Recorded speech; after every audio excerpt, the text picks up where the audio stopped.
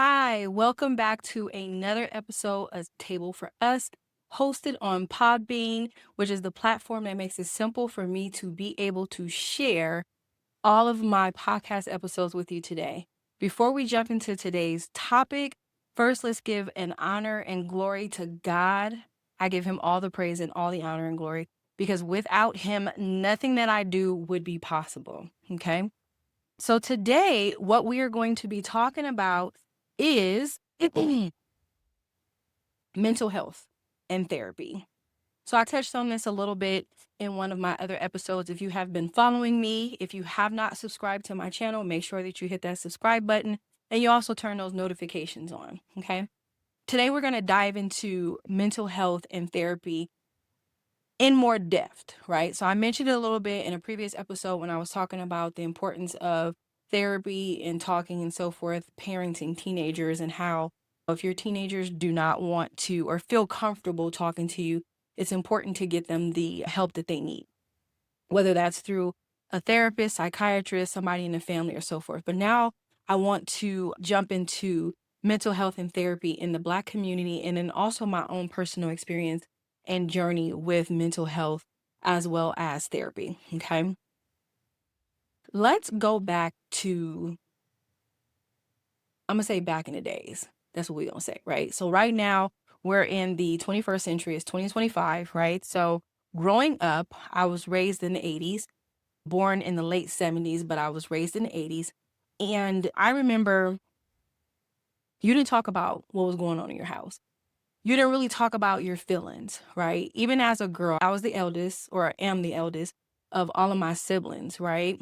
And I was actually taught and raised that you don't cry about stuff, okay? You basically pretty much you swallow it, you bottle it up, and you keep it moving, okay?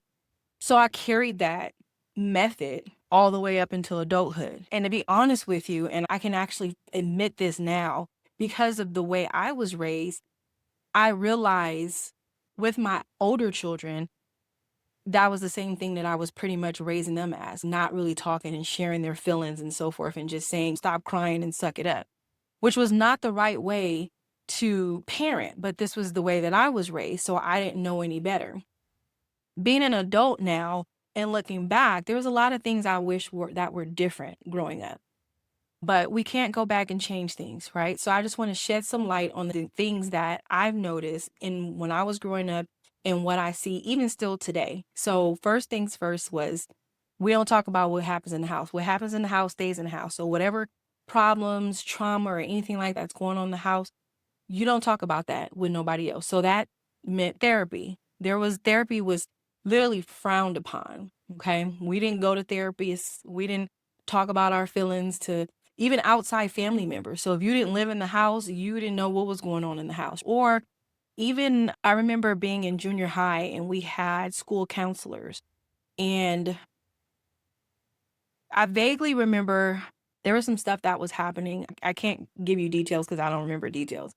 But I just remember something that was really happening, and there was this school counselor. He was an amazing school counselor. His name was Mr. Love, and he just had this way with us, right, where he could just tell when something was off or something wasn't right with us. And then there was also one of our teachers. He was our favorite teacher, Mr. Tagalola, and he too was like that, but he wasn't a counselor. But he could always tell when something was wrong with the students. And I remember getting sent to instead of the principal office, which is probably where I should have gone because I was doing something I had no business doing, or I was being disruptive or something. And they sent me to Mr. Love's office, to the counselor's office, to talk to him. And I remember just sitting there, and I remember wanting to talk and tell what was going on with me. And again, I can't remember what it was, but it was something that was literally going on with me then. And I remember just sitting there quiet. And then my quietness turned into frustration and anger, right? Because it's like I'm angry because I feel like I'm gonna get in trouble if I talk about what is ever going on. And I really want to talk about it. And it's almost like shaking up a soda with the carbonation. You shake it up, right? And now there's all this pressure that's built up that any moment, if it can, that cap is gonna blow off, right? So I remember just sitting there so frustrated and getting angry. And then all of a sudden, tears are just rolling down my eyes, right? So now I've gone from frustration, anger, and now I'm just emotional, just crying. I'm still angry and upset, but these tears are rolling down my face because I can't say what's going on. And most importantly, I don't even know how to say what is going on because I wasn't raised to talk about my feelings. And so we just sat there quietly. He respected that there was something that was wrong with me and that I needed a moment. Okay. So fast forward a little bit. I never, I, the first time that I remember going to therapy was when I was probably, I want to say 23. And I went to therapy after my eldest daughter was born. One of the things that they don't talk about either is postpartum depression. You hear it a lot now. I see it a lot on social media, but it wasn't a big thing that was talked about then. Okay. And studies show that postpartum depression can happen any time from the time the baby is born, even up until your child is 5 years old. You can experience postpartum depression. So I experienced postpartum depression shortly after my daughter was born, but there was so many other things that was going on with me that built up on top of the postpartum depression. So all the things that I have been pushing to the side and not talking about and just been bottling up, it's pretty much at this point now we're a volcano, right? And all this pressure is building up, is ready to erupt. I don't know if I can't remember if someone actually suggested I feel like what my doctor might have said I needed to go and talk to somebody because it wasn't something that I just voluntarily decided I was going to go to therapy. I remember someone telling me I needed to go to therapy, and I remember having this conversation saying, no, Black people don't go to therapy. We don't talk about what's going on with us. We just we stuff it down and we keep moving. So I went ahead and I went to therapy to mainly talk about the depression that I was feeling after having my daughter. And in going to therapy, all of these other things start coming up that I literally locked in Pandora box and completely forgot about. Things about my relationship with my mom, my relationship with my dad, my relationship with my sister on my dad's side. There was just all these things that were coming up that I didn't even realize were bothering me, right? Because it's like I'm here to talk about my postpartum depression. And I did a couple of sessions, I remember, and it was with a white man. And I just felt like he didn't get me, right? I felt like he helped me as much as he could help me. I will say that. He helped me bring some things to the surface that I didn't realize I forgot about him. I had locked him up. So out of sight, out of mind. So now here we go. So that she's my second child. So we're going to fast forward to now my youngest daughter, my third child. Now this is when the postpartum depression really hit me.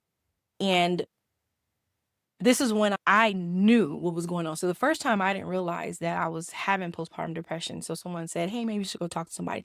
This time I actually knew something was wrong with me, but I didn't go to therapy because in my mind, I felt we've always been raised that we don't talk about things. We don't go to therapy. Okay. And when I did decide to go, at the time, I felt like it didn't help me. Okay. So I dropped my two older children off at school, or was it school at the time? Yeah, they both were in school at the time. And it's just me and my baby girl. I was leaving my mom's house, and I remember and this may sound crazy, if you're not a mom or something like that, and if you're a guy or you're a woman who hasn't had children and you're not familiar with this, just no judgment here, okay? Just listen up. It was crazy to me at the time because I didn't understand it. But looking back, I'm like, that was serious postpartum depression. So I'm driving, right? And one of the things I'm so grateful for is my personal relationship with God, because in the midst of the things that were happening with me, I knew to pull over, and I called my baby girl's, her great grandmother, right? So her dad's grandmother, on the payphone. This was how long ago this was. And I don't think I had my cell phone or something at the time. Because I did have, oh no, actually it was early, so I didn't have minutes. Don't judge me. So back then, this is when you either paid for minutes or you had a certain amount of minutes before a certain time, right? So it was literally in the morning, and I pulled over and I called her on the phone, and I said, I don't know what's wrong with me. I don't know what's wrong with me. And she was like, what's going on, baby? And I said, there's these voices. And I thought I was going crazy, right? I said, there's these voices that is telling me to drive my car down to Oyster Point to the water and drive my car into the water with me and my baby in the car. And she said, let's pray. She didn't judge me or anything. She just immediately just started praying. And we finished praying, and she was like, come to my house. Where are you? I can't remember if I actually, because she lived in Oakland at the time. I can't remember if I actually drove to her house, but I just sat there for a moment after I got off the phone with her. I sat in my car for a moment and I just started praying, like, Lord, help me protect my mind. Because at this point, I'm like, okay, the enemy trying to attack me. I didn't understand everything that was going on with me. And I didn't understand everything that was going on with me at the time. But I really felt like something was just telling me to just, you're tired. You can't take it anymore. Just, you'll feel so much better. Just drive your car into the water. And I was like, no, there has to be a better way. That don't seem right. And it was literally like I'm driving, and then next thing I know, I pulled over. It was like, God, nope, pull over and stop.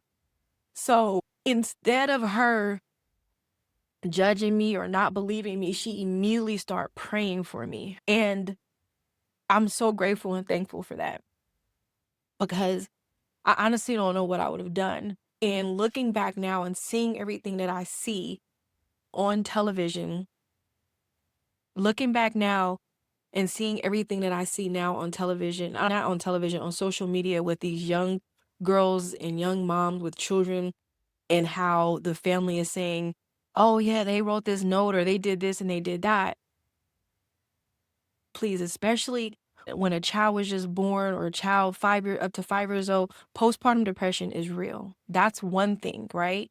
Then you have just regular life depression. You have all of these other mental health things that affect us, right? There's things that are passed down, bipolar, schizophrenia. There's so many different things that are passed down, and some of it is just beyond your control.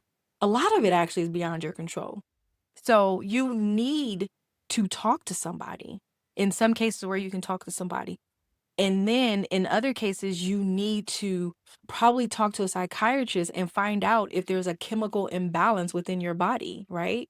Where you need the help of some medications to balance your hormones and stuff inside your body to manage your mental health. And there's nothing wrong with that, right? But growing up, we always thought in the Black community, right, that talking to a therapist, needing a psychiatrist, needing medication or anything of that sort, you were crazy, something was wrong with you, and you don't do this, and you're fine, and all these different stigmatisms that would be placed on you if you were seeing a therapist. I say, in casual conversation to this day now, because I have a therapist and I meet with her. I was meeting with her weekly. We've changed it to every other week. And it's a form of self-care for me. One week I may be fine, and next week I'm like, oh, it's just too much. Life be life. And I got my personal relationship with God, and I pray about everything, but I still feel like you need that dialogue of that back and forth, right? And talking to a best friend or a close relative doesn't give you what you need, because you're going to hold back on certain information out of embarrassment or feeling judged or whatever the reason it may be. So when you go to therapy, you literally, I could just dump everything on you, not feel bad, because this is your job. This is what you do, right? And you're here to help me. So I'm going to dump every little thing on you. If a bird flew towards my face and it frustrated me, I'm telling my therapist about it, because why am I getting frustrated about a bird flying around in the air, but it got too close to my face? What's going on? Is it something deeper? And that's the other thing. We experience so much stuff in life that when we get triggered by certain things, it's because there is something deeper, an underlying cause that is causing that, whether it's, or even anxiety. It's not just anger, anxiety, depression. There's something that happened in the past that you might have suppressed and don't realize it, an event that might have happened that has caused this trauma on you, childhood trauma, adult trauma, all the stuff, right? Let me back up some. So the first time I went to therapy was at 23. The second time I went to therapy was actually about 4 years ago. And that time I went to therapy was for PTSD. I had an accident in a Walmart, and some items from the top, very top shelf fell on me, and I injured myself. And looking back, I'm like, how did I get so traumatized by this when so much other stuff has happened to me in my life? But for a minute, I couldn't go into stores that had high shelves because I was afraid that things were going to fall on me. So my therapist had to basically help me through PTSD and being able to go back out shopping and stuff like that. I started to revert to just online shopping and didn't want to go into stores. But in the midst of her helping me with that, we touched on some other things. One of them was my relationship with my dad, because I didn't really go into that with the first therapist. So we touched on my relationship with my dad and his passing, and how I never grieved or processed anything about his sudden death. He passed away unexpectedly. And there was so much going on. I was trying to be strong for my children. And I was also pregnant at the time. Well, found out I was pregnant right after he passed away. And I just suppressed my feelings about it. And after my son was born, which was almost a year after my dad had passed, I just got into mommy mode and was just in so much joy with just my baby boy that I still never processed or grieved the passing of my dad. So with that therapist in PTSD, and that therapist was an actual woman, but she was a white woman, and she was really good. But I still felt like the being able to relate to things as a Black woman, that there was a bit of a disconnect there. Nothing against her, because I still felt like she was a great therapist. So now we're going to fast forward to, I want to say actually it was this year that I decided to, for no reason, nothing happened to me or anything. I just felt like I needed therapy. There was still some unresolved things that I was dealing with. Life was lifing. And I needed to talk to somebody. I have a favorite cousin that I talk to about just about everything. She knows just about everything about me. And then I have a best friend and I talk to him about things. But like I said, you're going to be subconsciously selective on what it is that you share. Not that it's, oh, okay, I don't want you all in my business, but it's just like some things you're just going to be like, okay, I don't want to be judged, so I'm going to hold this in or whatever. So my therapist now is a Black woman. And honestly, when we have therapy sessions, it's almost like I'm talking to a friend in a sense, but I'm not talking to a friend. So I literally tell her everything that's going on. And I know she can't tell anybody else because you got that patient, client, patient, doctor, patient confidentiality. So I'm not worried about her telling my business to anybody else. Not that my cousin or my best friend would, but it's still, you feel very comfortable. And there's a little bit of judgment there. Not judgment in a bad way, but judgment is as she has started to know who I am, and she literally puts a mirror in front of me to see the thing. So it's like we're always on the inside looking out, okay? And it's hard for us to see how other people perceive us. So she puts that mirror in front of me, not judgment, but she puts that mirror in front of me so that I can see it from how everybody else sees it. When certain things arise and I feel some type of way about something, and it's like she flips it around and then it's like, yeah, that probably wasn't the good way to react to that. And she was like, how do you think you could have reacted different? Like she gives me those type of things where it's okay, now I'm in here. It's almost like self-paced therapy where she's working me through different things. Cause at some point or another, I'm not going to be doing therapy, and I need to know how to navigate life on my own. So that's why I encourage therapy, because they give you the tools that you need in order to navigate life, right? It's very much similar to the Bible. The Bible gives you clear instructions on how you should talk, how you should think, how you should act, how you should walk. It gives you all these steps, right? It's literally a blueprint of how to live life. And I feel like therapy gives you those tools, right, to be able to do the same thing the Bible's telling you, but on a more of a mental or a more of a technical. It's hard to explain, but I feel like the two in conjunction work together. I feel like you can be spiritual and have that personal relationship with God, and life could be great. Or you could have therapy and you're managing your life with the tools that they gave you. But when you bring the two together, I feel like you're on a whole other level of living life. Okay. So I don't want to take one from the other because they're both great. But I feel like if you can have both and combine them, then you're absolutely great. Because there's so many things that have been happening in my life. And I honestly, if these things happened back then, I don't think I'd be here today. Or if I was here, I've probably been had a nervous breakdown, been in somebody's mental institution, or I wouldn't be the mom that I like. There's just so many things that I would not be today had I didn't have both my personal relationship with God and that therapy that I finally decided to go and get, and stop being ashamed of how people are going to perceive it or what people are going to say and all that stuff. Like when you take all of that out of the equation and you're like, look, I need help. I need professional help, and you get that help. The first thing is actually realizing you need the help, okay? Because a lot of us, we're raised that this is not okay, or we're in denial, thinking we don't need therapy, we don't need help, we don't need God because He knows everything. You need both, okay?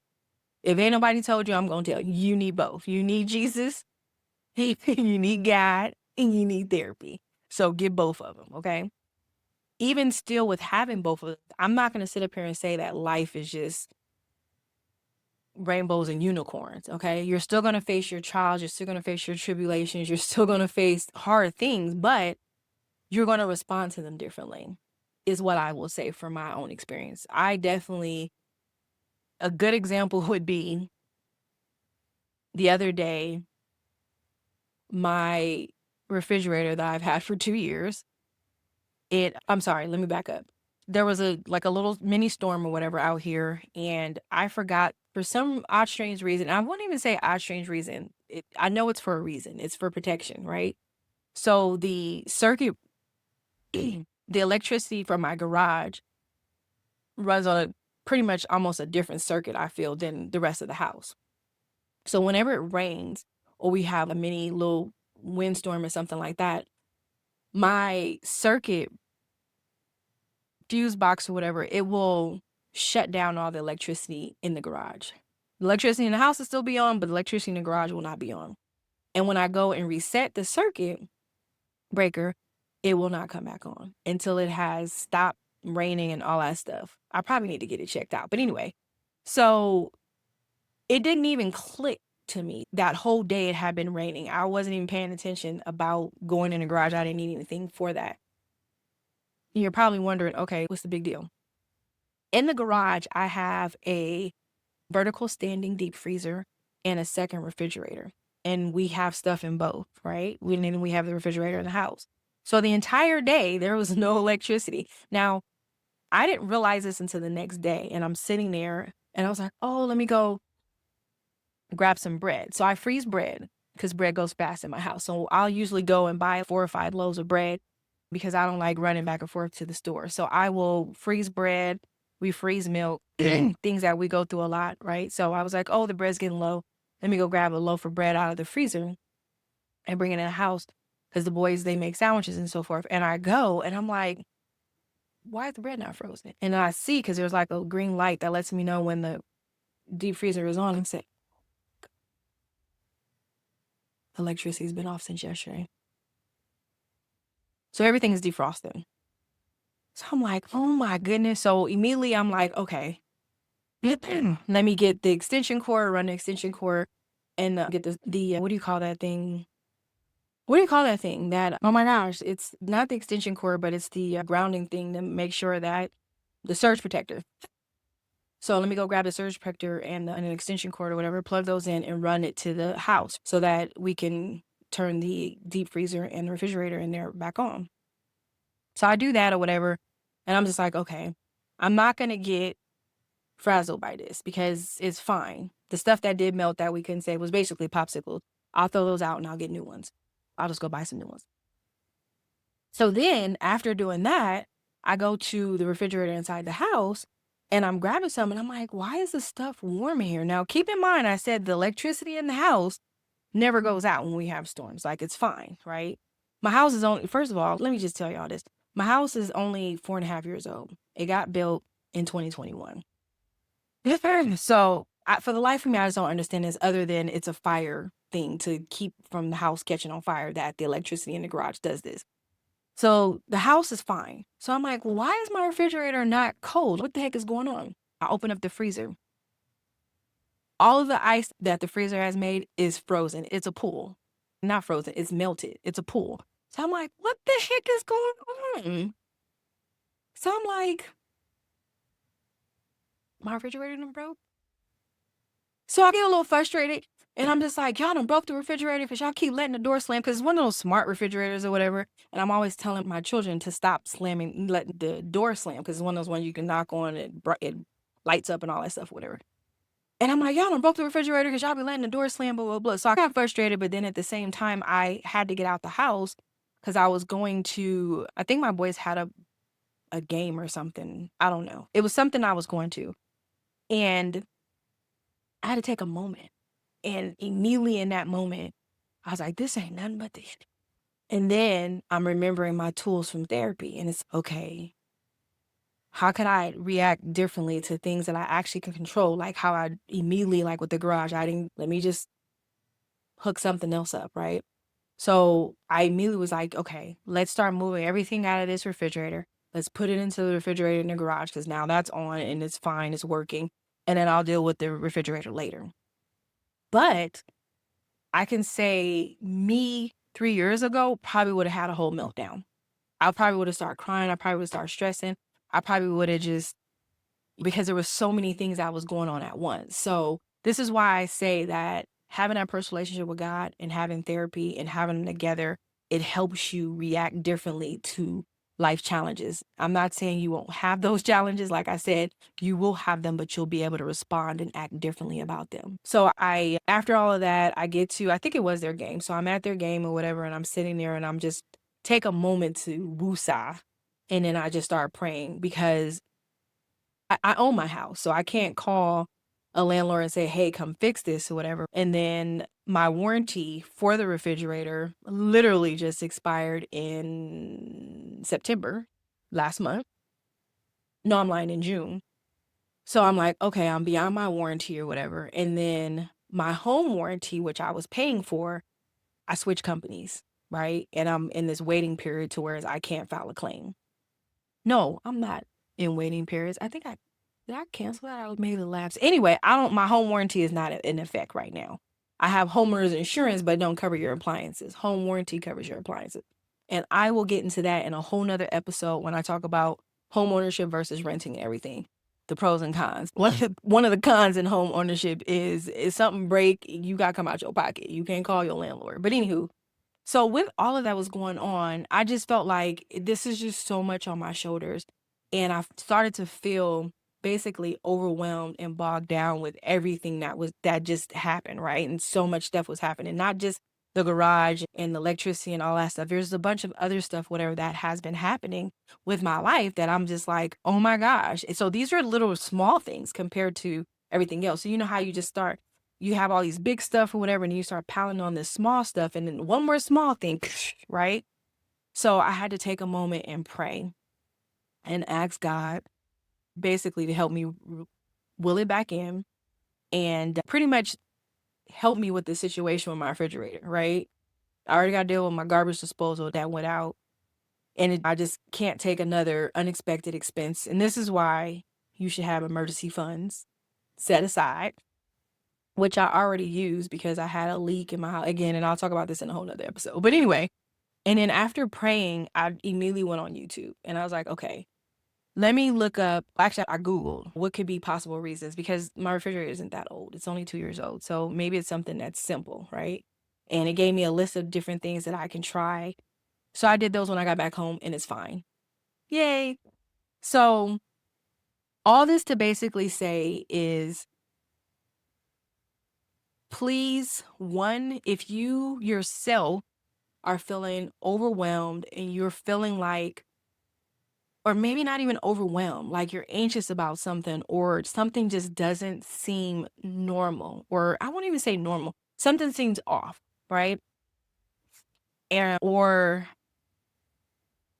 you are overly frustrated, angry about things, or you just had a child. Postpartum depression is so real and they don't talk about it enough in the Black community.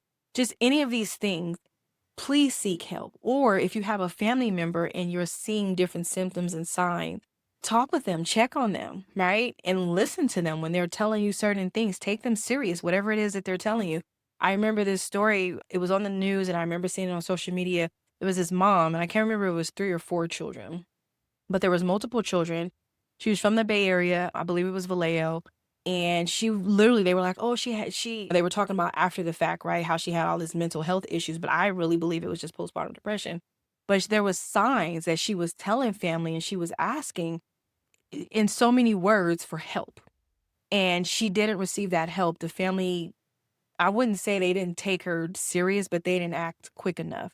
And she ended up throwing her children over a bridge into some water, I believe. And I could be getting the story a little wrong, the details, but and it was just horrible as a mom, right? And you're just like, oh my God, those poor babies. And it's just something that could have been avoided had family stepped in or somebody called a professional, because there's resources out there that will help you with this if you seek them. They don't just voluntarily fall in your lap. So definitely I encourage you to get the help that you need. And even if something's not wrong with you and I just need to talk to somebody and want to be able to talk to somebody freely, it is okay to get therapy. I truly believe it should be a form of self-care. Just how we go and we get our health checkups, we go get our teeth checked, we go get our eyes checked, we get different things checked. Your mental needs to be checked on as well. Okay. Get you a therapy and get you a personal relationship with God. Okay. So that is the episode for today. I hope you guys have something to take away from this. I hope it encouraged you to step outside of feeling like you're going to be judged if you go get help. Please get help. Do not let people discourage you from talking to a therapist. Please also talk to God. Yes, he knows all things, but he wants us to come to him. Okay? He wants us to be specific in our prayers. So please take your concerns and your worries to God. So again, thank you so much for tuning in and pulling up a seat to the table today. If you are interested in starting your own podcast, please check out the description below on how you can get started with Podbean. And I pray and hope that you all have a blessed rest of your week.